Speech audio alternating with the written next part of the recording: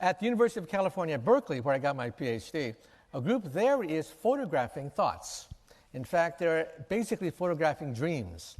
And so things that were once considered preposterous, physically impossible, they do at Berkeley.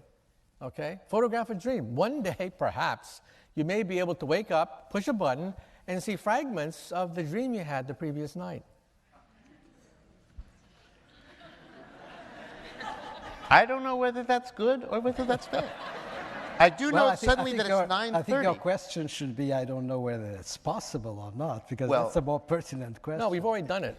No, I'm sorry. What you have done, what you may have done, is not photograph a dream or not photograph Not the full dream, but, a little snapshot. Full or in part, it doesn't make any difference. You do not photograph the mind by manipulating the brain. You can perfectly well photograph or manipulate circuitry in the brain, but that is not the mind.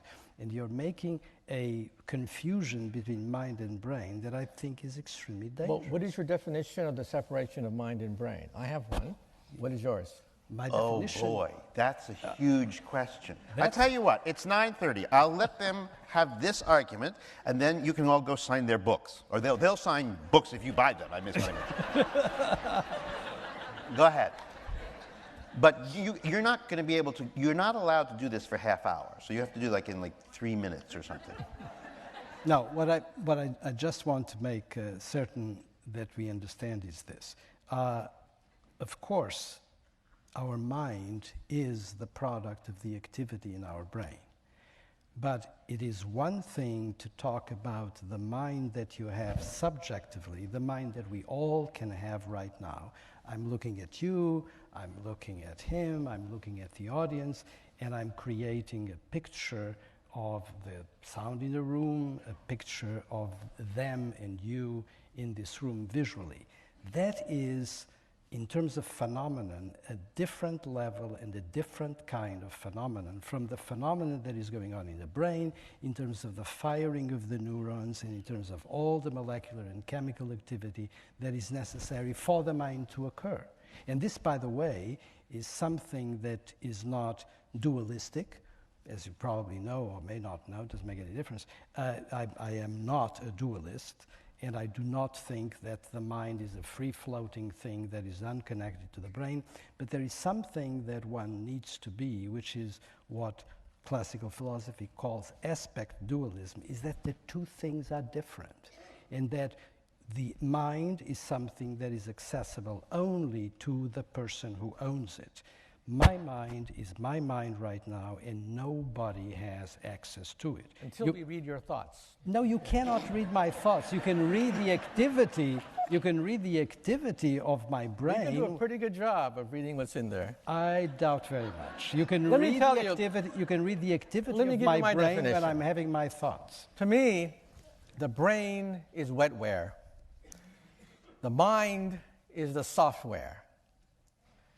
We scientists at the University of California at Berkeley, Jack Gallen's laboratory, you can Google the pictures, have taken MRI scans of the brain, the wetware, converted it into 30,000 dots of electrical activity, then run a computer program on this wetware in order to, from it, extract a photograph of what you are looking at. If you don't believe me, Google it tonight, and you will see how the mind tries to reconstruct pictures and how a computer can mimic that process to create a reasonable facsimile of animals, dogs, cats, people, airplanes, as seen through a computer program. I entirely agree with you, except that is not the same thing as photographing a thought.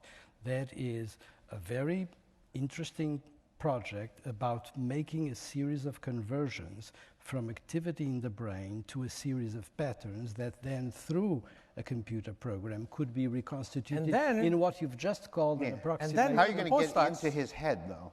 I mean, I know that the Homeland Security would give you a big fat check if you could just see what's on his mind. Well, all I'm saying is, you can take a postdoc and put him in the MRI machine, have him go to sleep, and then the MRI program will generate pictures. Okay? This is coming faster than you think. We're not talking about Freudian psychology. We're not talking about hocus pocus, mumbo jumbo doodlism. We're talking about photographs of a dream. This is coming faster than you realize. Well, when you buy his book and he signs it for you, don't think ugly thoughts and don't dare fall asleep in front of him. In his case, you can do whatever you want. Whatever you want.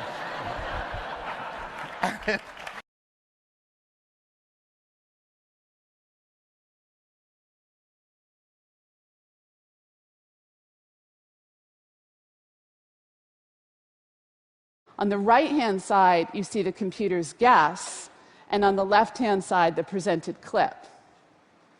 This is the jaw dropper.